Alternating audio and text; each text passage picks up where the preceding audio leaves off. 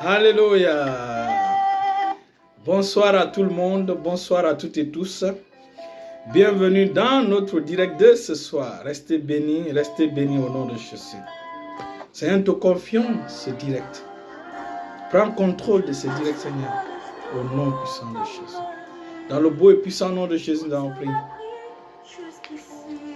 C'est par une mélodie que je dis merci. Adonai. De ce que je sais et non de ce que je sens. Je sais que tu es mon ami. Adonai. Tu es mon ami. Bienvenue dans notre direct. Je sais que tu es mon ami. Adonai.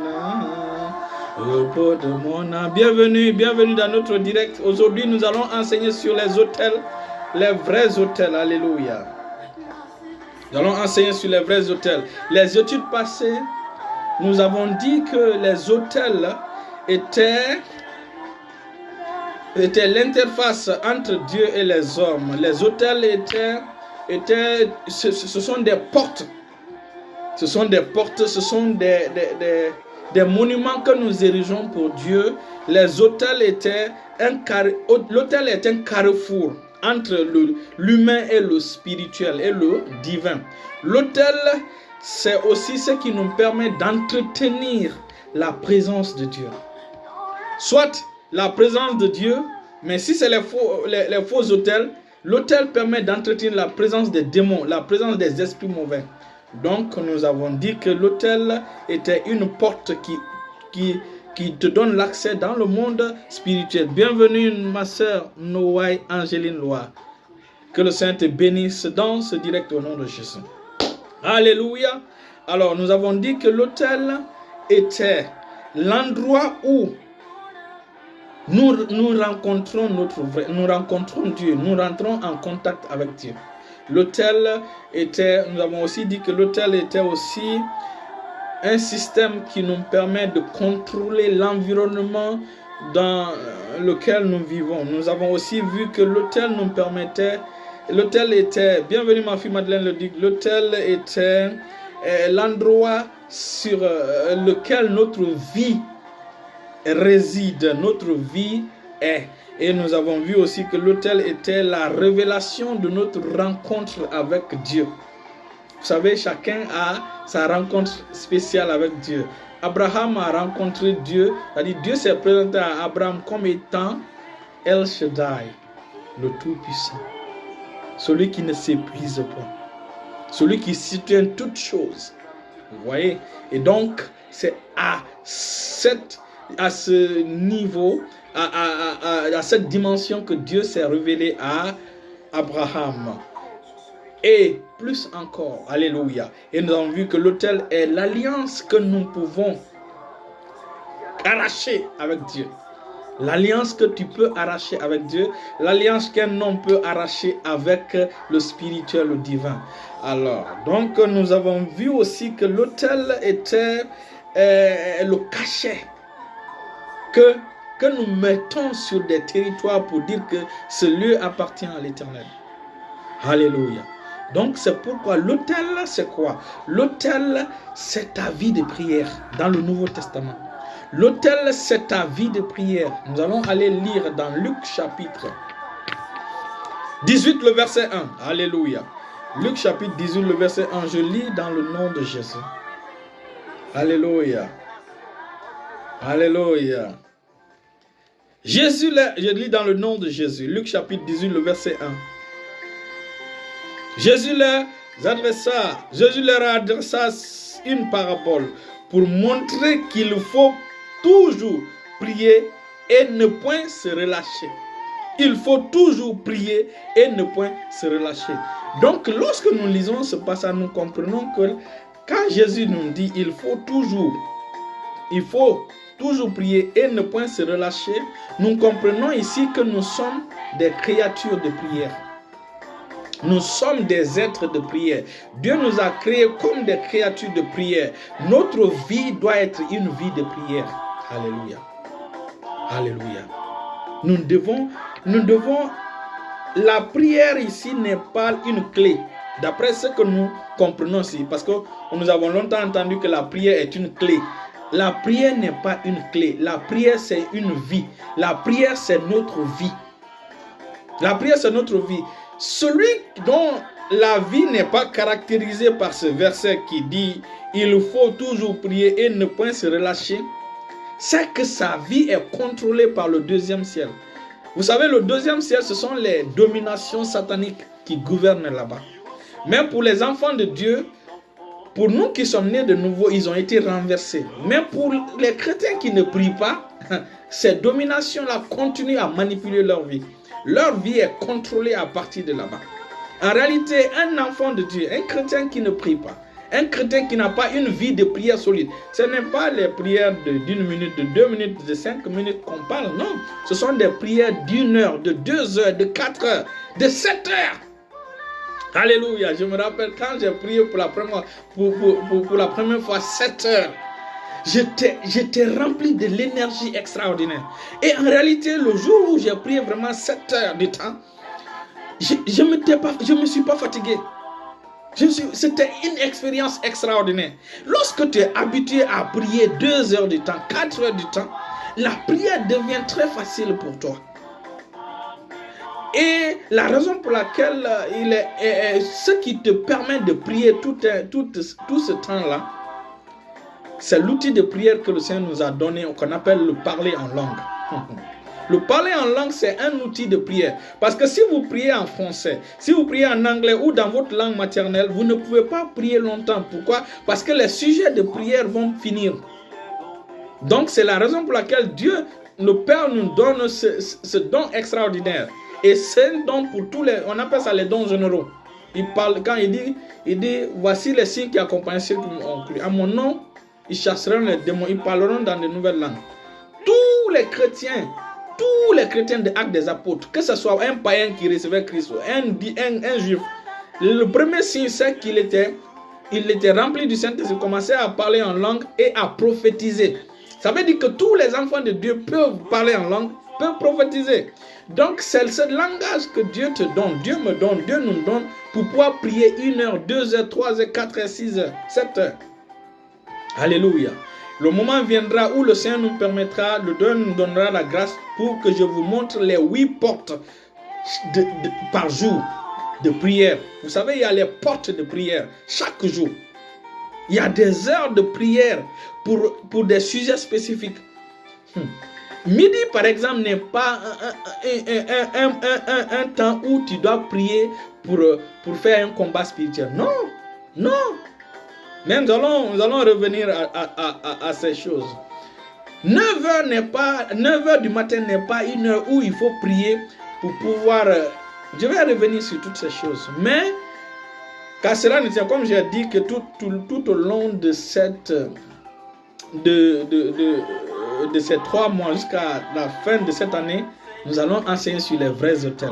Donc nous revenons maintenant sur la vie de prière. Nous sommes des créatures de prière. Nous avons été créés pour être des êtres de prière.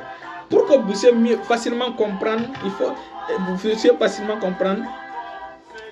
Matthieu chapitre 21, le verset 13 nous permet d'expliquer. Ma fille Gladys est là. Je pense que Gladys va nous publier ce verset-là dans la version Darby.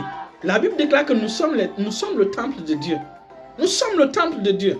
Et le temple de Dieu, c'est un lieu de prière. Jésus même était fâché lorsqu'ils ont fait de ce temple un lieu, un habitat de voleurs. Jésus était fâché. Jésus était fâché qu'on ait transformé le lieu de prière en lieu de commerce, en lieu de trafic. Jésus était fâché. Il dit, Dieu a dit, la Bible dit que ma maison sera appelée une maison de prière et non l'habitation, mais vous en avez fait des habitations de voleurs. Ça veut dire que si toi tu ne pries pas, tu n'es pas une maison de prière. Donc tu seras l'habitation des voleurs. Et nous savons qu'est-ce que le voleur fait. La Bible déclare que le voleur ne vient que pour égorger, et pour tuer, et pour égorger, pour voler, égorger, c'est-à-dire tuer et détruire. Voici la mission du voleur. Donc, si tu n'es pas un être de prière, si tu n'as pas une vie de prière, le voleur, le deuxième ciel va manipuler ta vie. Les principautés démoniaques vont manipuler ta vie. Les dominations sataniques qui sont dans le village vont manipuler ta vie. Ils vont écouter ta vie. Tu seras leur petit déjeuner. Tu sais, c'est comme des poulets. Le jour où, bienvenue homme de Dieu, passé racheté de l'Éternel. Bienvenue vraiment, bienvenue. Je salue la famille. Rendele bros kabarabo sondolo hata kalia sendele gete ligamon talahata. L'Éternel vous établit comme sentinelle, comme phare pour éclairer toute une génération autour de vous. Pour cela, le Seigneur vous dit d'être authentique. D'être authentique, de continuer à être authentique à ses yeux. Et ainsi, une autre dimension de sa personne se révélera à vous. Pendant que je suis même en train de prier pour vous, je vois, après avoir fait tout ce que je viens de vous dire, je vois la lumière, je vois une lumière, une porte s'ouvrir et la lumière jaillir. Et cette lumière, ça s'appelle la gloire. Voilà ce que je viens de voir tout à l'heure dans le monde spirituel. Donc le Seigneur dit qu'il vous établit comme sentinelle pour des générations. Et pour cela, soyez authentiques comme ce qu'il a dit à Abraham. En Genèse chapitre 17, prenez le temps de lire. Voici la parole de Dieu pour vous. Prenez le temps de lire Genèse chapitre 17, le verset 1 à 6. Et lorsque sera établi, le Seigneur vous ouvrira cette gloire extraordinaire que je viens de voir tout à l'heure. Alléluia. Voici ce que je viens de dire. Voici ce que je viens de dire en langue. Voici l'interprétation de la prière en langue. Voici l'interprétation de cette parole que je viens de recevoir tout à l'heure là quand j'ai prié en langue. Alléluia. Mantoko sobra lega, mantoko sobra lega, mantoko sobra lega. La gloire reste à venir. La gloire reste à venir pour vous au nom de Jésus. Une gloire que vous ne pourrez même pas faire, vous ne saurez même pas quoi faire avec. Alléluia. Alléluia. Le Seigneur dit, vous êtes sentinelle. Vous êtes sentinelle. Vous êtes sentinelle. Il parle de l'authenticité. Sentinelle, authenticité et une porte. La porte va s'ouvrir. L'accès à cette gloire. Vous aurez accès à cette gloire. Restez bénis au nom de Jésus. Donc on revient à notre direct. Vous savez, vous voyez, c'est ça, quand on est un être de prière, quand on est une créature de prière, lorsque vous commencez à prier pour des gens, le Seigneur vous ouvre les yeux et vous voyez des choses dans la vie de cette personne, ou encore le Seigneur vous permet de dire les choses, ou le Seigneur vous permet de déceler ce qu'on appelle la saison de la personne.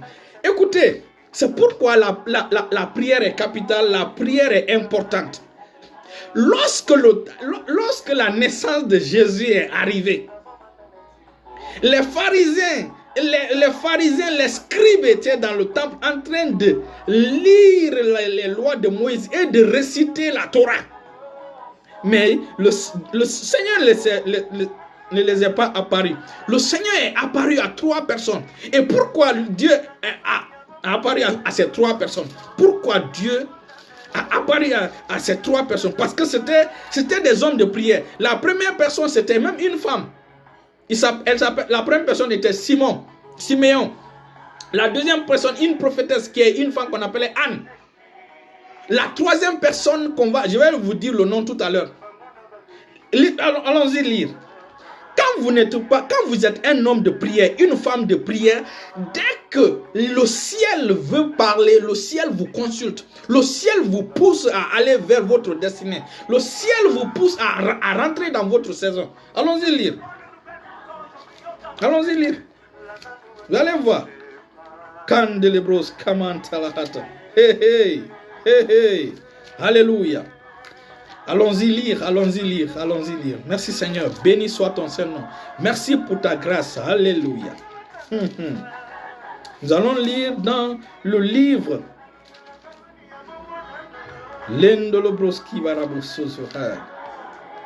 Allons-y lire dans le livre de Luc. Merci Seigneur. Allons-y lire, voir dans le livre de Luc. Alléluia.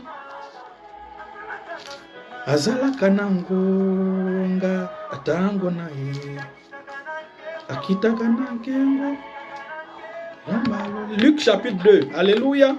Dans Luc chapitre 2, vous voyez voici il y avait à Jérusalem un homme appelé Siméon. Cet homme était juste et pieux. Il attendait la consolation d'Israël et priait. C'est-à-dire, il priait et l'esprit était sur lui. Il avait été divinement averti par le Saint-Esprit qu'il ne mourrait point avant d'avoir vu le Christ du Seigneur. Donc ça veut dire que c'était un homme de prière. Donc puisqu'il était un homme de prière, c'est ainsi que le Seigneur a permis, le Seigneur l'a dit qu'il ne mourrait pas sans avoir vu avec ses yeux biologiques le Christ du Seigneur, loin du Seigneur. Et c'est ainsi que dès que le moment est arrivé, il vint au temple poussé par le Saint-Esprit. Comme les parents apportaient le petit enfant, imaginez, ce n'était pas une coïncidence. Pourquoi? Parce que c'était un homme de prière. Regardons le cas de Anne. Prenez le temps, lisez. Voici les trois personnes. La première personne, c'est Siméon. La deuxième personne, c'est Anne. Le Seigneur n'a pas informé ceux qui étaient en train de lire la Torah, de lire la loi et d'apprendre par cœur la Torah. Non, le Seigneur est apparu à ceux qui étaient sur l'autel, qui étaient en train de prier. Et la troisième personne, c'est Jean-Baptiste. Jean-Baptiste, c'est ce qui lui a permis d'entendre la voix, les voix qui venaient depuis Sion. Il dit que celui sur qui tu verras la colombe descendre, c'est-à-dire le Saint-Esprit descendre sous une forme de colombe, c'est-à-dire le Saint-Esprit n'est pas une colombe, mais descend sous une forme de colombe, c'est lui, mon oint, c'est lui le Messie. C'est lui loin le Christ. Il ne connaissait pas, il ne savait même pas que son cousin Jésus était le Christ. Il ne savait pas. Les gens pensent que quand Jean-Baptiste a dit c'est pas toi qui dois être baptisé par moi, c'est moi qui dois être baptisé par toi, ils pensaient que c'était... Non, c'est pas ça. Jean-Baptiste disait ainsi parce qu'il connaissait la vie. Ils étaient enfants, ils ont fait l'enfance. Parce qu'il y avait 6 mois seulement entre lui. Ils se connaissaient depuis l'enfance. Donc, il connaissait la vie que Jésus menait. Lui aussi menait une vie de sainteté. Mais la vie de sainteté, de consécration de Jésus était au haut niveau. C'est pourquoi il a dit que non, c'est pas toi qui dois me baptiser. Mais c'est moi qui... C'est pas moi qui dois te baptiser. C'est toi qui dois me baptiser. Mais Jésus dit, laissons faire selon ce qui est écrit. Faites tout selon ce qui est écrit. Voilà, même Jésus s'est soumis. Parce que c'est lui qui devait pointer du doigt. Parce que Dieu lui a dit, celui sur qui tu verras le Saint-Esprit descend sous une forme corporelle de colombe, c'est lui le Messie. C'est ainsi quand il a fini d'immerger Jésus. Jésus sortait de l'eau, le ciel, il l'a vu. Et le lendemain maintenant, il a présenté Jésus à tout Israël. Il dit, voici l'agneau de Dieu qui ôte le péché du monde. Il dit, je ne savais pas qui il était, mais celui qui m'a envoyé, baptisé, m'a dit, celui sur qui tu verrais. Vous voyez? Donc pourquoi? Parce que c'était un homme de prière. On a vu le cas de Corneille. Parmi les 12 apôtres, qui était sur la montagne? Qui était en train de prier? Corneille était en train de prier. Un ange l'a visité. Bienvenue mon fils Zézé. Et quel apôtre Jésus a envoyé? Le Saint-Esprit a envoyé. Celui que le Saint-Esprit a envoyé, c'était Simon. Pourquoi? Parce que Simon était en train de prier à la 6e heure. Nous allons revenir sur ce que signifie la 6e heure. Ce que signifie, comme je vous ai dit, il y a 8 portes. 8 portes de prière par jour. Si vous ne connaissez pas les 8 portes de prière par jour, comment vous allez discerner les saisons et les temps? C'était le secret des enfants de la famille d'Isaacar. Il connaissait les temps et les saisons. Il savait ce qu'il fallait dire à Israël à tel moment ou tel moment. Et c'est ce qui te met en avant sur les autres. C'est ce qui vous met en avant sur les autres. Si vous n'êtes pas des hommes de prière, des femmes de prière, Satan peut vous bouffer en un petit matin, comme petit déjeuner. Mais lorsque vous avez une vie de prière, écoutez, nous voulons former des soldats de Christ. En réalité, la vérité, c'est que nous avons été créés comme des êtres de prière. C'est pourquoi nous sommes le temple de Dieu. Nous sommes la maison de Dieu. Et la maison de Dieu est un lieu de prière. Vous voyez? Et c'est en cela que nous adorons Dieu. Dieu n'aime pas habiter dans des maisons faites de main. Dieu veut habiter en nous. Depuis avant la création du monde, c'était sa vision. C'est parce que Adam a chuté que ce projet-là a été reporté.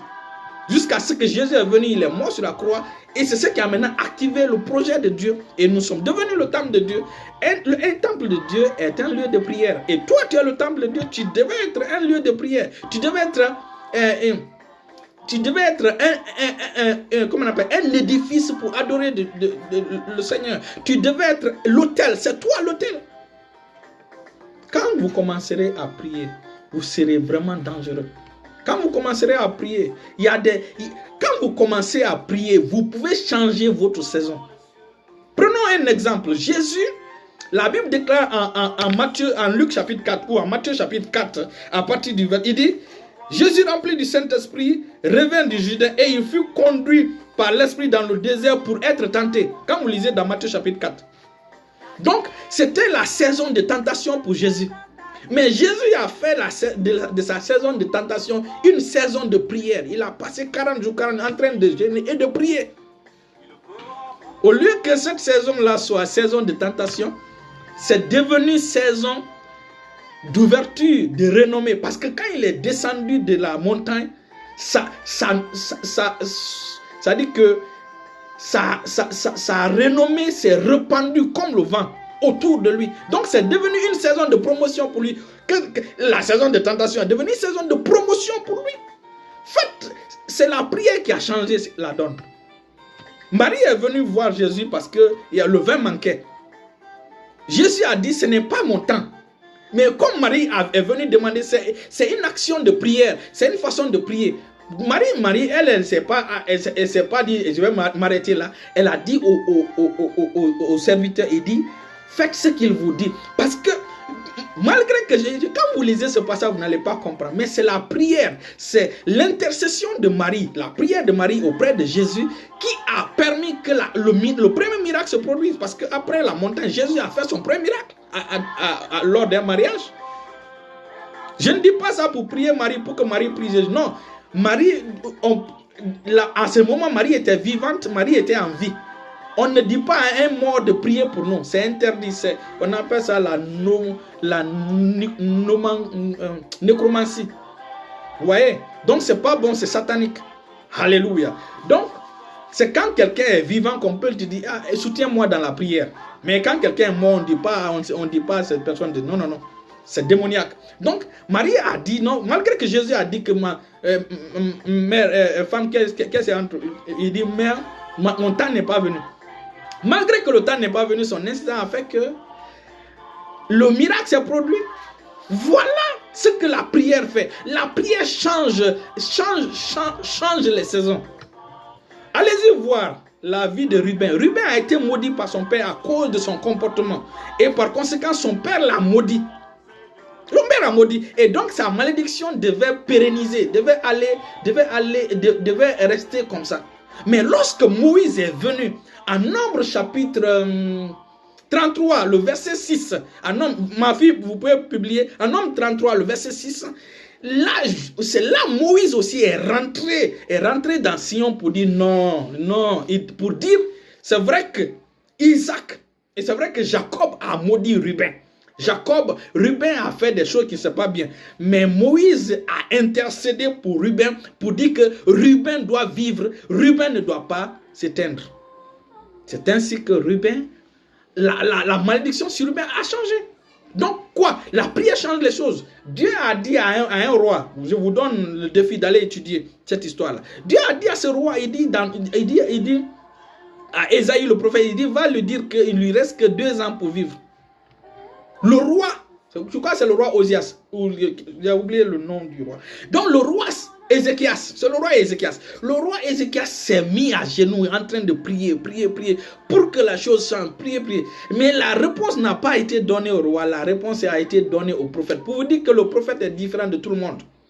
Lorsque tu es prophète, Dieu ne parle pas à tout le monde comme ça. Il y a des choses, Dieu passe par ses prophètes. C'est pourquoi il faut honorer les hommes de Dieu. Il faut honorer vos prophètes. C'est très très important. Apprenez à honorer les hommes de Dieu. Apprenez à honorer les prophètes. Je laisse ça. Alléluia. Et donc, Dieu a dit à Ésaïe, il dit, va lui dire que je lui donne, je l'augmente 15 ans de plus. Voilà. Et son problème a été réglé. Il a eu 15 ans de plus. Alléluia. Alléluia. Voilà ce que la prière fait. La prière change les saisons. La prière active une nouvelle saison. La prière raccourcit la durée de l'épreuve. Si tu ne pries pas, ta durée d'épreuve va passer. Si tu ne pries pas, même si c'est ta saison, tu ne vas même pas te rendre compte. Les gens qui priaient, Siméon, Anne, Jean-Baptiste, quand la saison est arrivée, on les a informés. Hein? Donc quand il y a des réunions importantes à Sion, quand il y a des rencontres à Sion, quand il y a des conférences, Dieu prend la peine de t'informer. Dieu a fait cela. Et 3 personnes passaient devant la tente d'Abraham. Passaient devant la tente d'Abraham. Ils étaient en train de passer. Ils étaient en train de passer, mais comme Abraham était un homme de prière, Abraham a su que ces personnes-là ne sont pas des personnes ordinaires. C'est ainsi qu'Abraham les a invités. Ils n'ont pas voulu, mais Abraham a insisté, ils sont venus. Abraham a dit non, manger, ils n'ont pas voulu, mais Abraham a insisté, ils ont mangé. C'est ce qui a changé les 25 ans d'attente d'Isaac. C'est pour vous dire que Abraham avait érigé l'autel, ça c'est à Mamré. Abraham a érigé l'autel à Mamré, et c'est sur cet autel-là que Dieu a atterri. Donc les autels sont des lieux d'atterrissage des esprits. Si tu veux que ta famille soit un lieu d'atterrissage des esprits, mène une vie de prière, mène une vie de consécration. Je vous donne l'exemple d'un homme de Dieu qui s'appelle pasteur Nathaniel Bassé. C'est un musicien. C'est un musicien. Il a, on dit la fanfare, hein? il a sa fanfare. Voilà. Donc, cet instrument-là est devenu autel pour lui. Cet instrument est devenu autel pour lui parce que cet instrument est consacré à l'Éternel. Dans ses chants, il faut qu'il souffle là-dedans. Ça, c'est son autel. Allez-y dans Job chapitre 31, le verset 1. Job chapitre 31, le verset 1, si je ne me trompe. Job fait de ses yeux l'autel. Vous, est-ce que vous avez fait votre vie autel? Vous avez fait de votre foyer autel? Il y a des gens, quand ils rentrent dans le mariage, ils ne cherchent même pas à faire lune de miel. La première nuit, ils passent la nuit, toute la nuit à prier. Pour dire que cette famille appartient à Dieu, vous pensez que les enfants issus de cette famille-là ne vont pas être des grands dans les mains de Dieu? Ils seront des enfants qui vont accomplir leur destinée glorieuse. Ces enfants ne vont pas être des vagabonds. Pourquoi? Parce que la famille est érigée sur l'autel. La famille est basée sur l'autel. Vous, quand vous rentrez dans une ville, vous allez au village, ce qui est dans votre tête, commencez déjà à saluer les cousines, les tantes, les noms. Non, on ne fait pas comme ça. Un enfant de Dieu ne fait pas. Tu rentres dans un village, tu ériges l'autel. Noé est sorti de l'arche, il a érigé l'autel. Abraham est venu à Shichem, il a érigé l'autel avant de s'installer. Il est parti à Bethel, il a érigé l'autel avant de s'installer. Il est parti à Mamré, il a érigé l'autel avant de s'installer. Vous allez dans une ville, dans un boulot, vous n'érigez pas hôtel. Vous construisez une école, pas d'hôtel. Vous construisez votre maison, pas d'abord une grande fête. Écoutez, il faut devenir des hommes sages. Être des hommes sages, c'est bâtir votre empire, bâtir votre structure, votre entreprise, votre foyer, votre vie sur l'autel. Quand vous baptisez votre vie sur l'autel, aucun démon, Satan ne peut pas toucher à cette vie. Parce que cette vie est sur l'autel. Quelqu'un dont sa vie est sur l'autel, on envoie ton nom.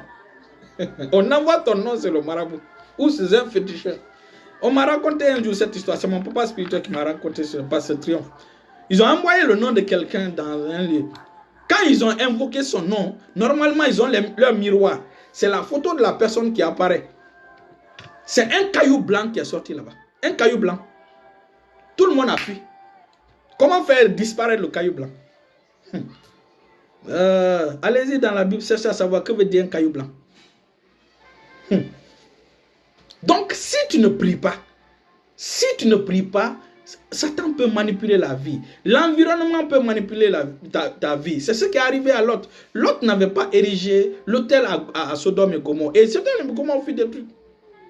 Malgré qu'il a gardé son cœur, mais son environnement n'était pas sécurisé. Tu dois sécuriser ton environnement. Chaque fois que vous allez dans un lieu, faites de ce lieu-là, convertissez ce lieu à un endroit qui appartient à l'Éternel, à un endroit qui entretient la présence de Dieu. Et ainsi, la présence de Dieu va demeurer dans ce lieu. Aucun malheur ne vous arrivera. Voilà ce que la Bible dit. Aucun malheur ne t'arrivera. C'est sur la base de la vie de prière, de ta vie de prière en ce lieu. Mes frères et sœurs, celui qui ne prie pas, sa vie sera contrôlée par le deuxième ciel où les dominations règnent. Celui qui ne prie pas, il sera victime d'une ville qu'on appelle Nod, de la ville qu'on appelle Nod. Allez-y étudier la ville qu'on appelle Nod dans la Bible. Il sera victime de la ville de Nod. Il est une des victimes de la ville de Nod. Donc, ne soyez... Les chrétiens sont les êtres les plus nonchalants, on appelle ça distraits. Alors que les autres prient. Les musulmans prient 5 fois par jour. Quand tu comptabilises le temps, c'est vrai que ce n'est pas beaucoup, mais ça donne plusieurs minutes. Les juifs prient, mais vous n'avez pas le temps de prière. Les enfants de Dieu n'ont pas le temps de prière, alors qu'ils sont des êtres de prière. Ils sont le temple de Dieu. Si le temple de Dieu ne fonctionne pas comme le temple de Dieu, il devient l'habitation des voleurs. Normalement, les enfants, ce n'est pas les enfants de Dieu qui devaient chercher la guérison. Ce n'est pas les enfants de Dieu qui devaient chercher imposition des mains. C'est les gens du monde. Priez pour moi, la sorcière. C'est les gens du monde pour lesquels on devait prier. Nous sommes censés fonctionner comme Christ. Nous sommes censés apporter de l'aide. Commence à prier afin de comprendre, afin de savoir le dépôt que Dieu a mis en toi pour ta génération. Si tu rates cela, tu seras, on appelle ça, et tu seras une honte pour toi-même. Vous courez de pasteur en pasteur, de prophète en prophète. Pourquoi? Parce que vous ne voulez pas être des hommes de prière, vous ne voulez pas être des femmes de prière. Quand tu vas commencer à devenir des femmes de prière, un homme de prière, tu vas demander pardon à ta génération du fait que tu as retardé. Parce que Dieu a mis, vous savez, Dieu vit dans l'éternité. Et Dieu veut que nous soyons des gens qui impactons notre génération. S'il n'y a pas d'homme de prière qui se lève pour pouvoir intercéder, comment nous allons changer notre patrie? Comment nous allons changer notre pays? Comment nous allons changer notre région? Comment nous allons faire venir le royaume de Dieu sur terre? Il dit que ton règne vienne, que ta volonté soit faite sur la terre à l'image de Dieu. C'est par la prière qu'on fait ça. Ce n'est pas en regardant Manchester United, ce n'est pas en regardant les séries, ce n'est pas en passant tout le temps sur Facebook ou sur les autres réseaux sociaux. C'est en devenant des créatures de prière. Aujourd'hui, nous allons nous limiter là. Seulement, il faut retenir ceci. Dieu nous a créés comme des êtres de prière. Notre vie, c'est la prière. La prière n'est pas une clé. La prière, c'est notre vie. Moi, je prie plusieurs heures par jour. Aujourd'hui, par exemple, j'ai prié plus de 2 heures par jour. Un enfant de Dieu doit avoir une vie de prière solide. C'est quand tu as une vie de prière solide que tu peux écouter les sons de Sion. Parce que nous n'avons pas été créés pour vivre par nos 5 organes de sens. Nous avons été créés pour vivre par l'esprit. Pour vivre par l'esprit et non par la chair. Et c'est ainsi que nous allons ressembler à notre Père. La Bible dit, tel il est, tel nous sommes sur la terre. Tel il est, tel nous sommes sur la terre. Le seul être dans tout l'univers, la seule entité qui ne se fatigue point, qui ne se lasse point, c'est Dieu. Et Dieu dit, pour que nous puissions, c'est la dimension Elohim de Dieu qui ne se fatigue point. Quand vous lisez dans Ésaïe chapitre 40, lisons, nous allons terminer là. Ésaïe chapitre 40. Alléluia. Ésaïe chapitre 40. À partir du verset À partir du verset 28. Il dit, ne le sais-tu pas? Ne l'as-tu pas appris? C'est le Dieu d'éternité, l'Éternel qui a créé les extrémités de la terre. Il ne se fatigue point, il ne se lasse point. On ne peut sonder son intelligence. C'est la seule entité qui ne se fatigue pas. Dans le monde spirituel, tout le monde sait. Les autres peuvent se fatiguer. Hein? Les démons peuvent, certains peuvent, ils peuvent se fatiguer. Même Satan peut se fatiguer. La seule identité, la seule entité qui ne, la seule personne qui, c'est notre Père Céleste. Et notre Père Céleste nous permet de télécharger au moins une partie de cette dimension en nous. Il dit, il donne la force à celui qui est fatigué. Verset 28. 29. Il donne la force à celui qui est fatigué. Il augmente la vigueur de celui qui tombe en défaillance. Il dit, les adolescents se fatiguent et se lassent. Les jeunes hommes chancellent. Ça veut dire que dans le monde humain, sur cette terre-là, les jeunes, selon la parole de Dieu, les jeunes sont les êtres les plus forts. Les jeunes sont les êtres les plus forts. Pourquoi la Bible parle des jeunes lions? Les jeunes aigles, ils ont la vigueur. Donc, Dieu dit qu'ils sont les plus forts sur terre. Il dit, mais même eux, ils se fatiguent. Il dit, mais les adolescents se fatiguent et se lassent. Les jeunes hommes chancellent. Il dit, mais ceux qui se confient en l'Éternel. Mais ceux qui se confient. Mais le vieux qui se confie en l'Éternel. L'enfant qui se confie en l'Éternel. Le jeune qui se confie en l'Éternel. Il retourne de fond nouvelle. C'est-à-dire, sa force naturelle quitte et est remplacée par la force spirituelle, par la force divine. Il prend le vol comme les aigles. Il court et ne se lasse point. Il marche et ne se fatigue point. Voilà comment Dieu nous convertit. Dieu nous donne son énergie. Et avec cette énergie, tu peux prier 2 heures, 4 heures, 7 heures sans te fatiguer. Tu peux jeûner 3 jours sans manger, sans boire. Comme Jésus a jeûné 40 jours sans manger, sans boire. Élie a marché 40, c'est par cette énergie-là. Moïse a fait 40 jours, 40 nuits là-bas, sur la montagne de Sinaï. 2 fois, sans manger, sans boire. C'est par cette énergie-là.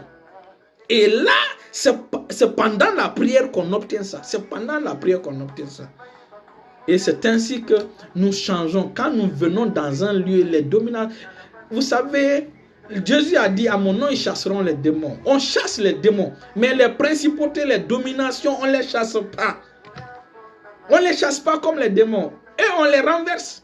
Pour cela, il faut être une entité dans le domaine spirituel pour pouvoir les renverser. Pour ne pas que leur influence frappe ta génération. Tu es la personne que l'Éternel choisit pour sauver ta génération. Donc, nous allons terminer là. Restez bénis, restez bénis, restez bénis au nom puissant de Jésus. Le jeudi, nous allons venir pour la suite. Nous allons venir voir la suite. Nous allons voir l'autel, la signature. Nous allons voir l'autel. Abraham a été appelé le rocher comme Jésus. Pourquoi? Nous allons voir la prière et la permission terrestre pour l'intervention céleste. Nous allons voir ta sécurité sur l'autel. Nous allons voir, nous allons voir comment devenir sage aux yeux de Dieu. Nous allons voir le système qui décode les saisons et les temps. Nous allons voir aussi, nous allons voir beaucoup d'autres choses. Peut-être même nous allons donner maintenant parmi les 8 portes par jour, les 8 portes par jour. C'est-à-dire les heures de prière selon la Bible qui sont les heures consacrées à telle chose, à telle chose. Nous allons voir par la grâce de jeudi. 6 heures correspond à quoi? 6 heures, par exemple, c'est 1 heure de prière qui correspond à quelque chose dans le domaine spirituel. 9 heures est 1 heure de prière qui correspond à quelque chose dans le domaine spirituel, etc., etc. Nous allons venir dire ces choses.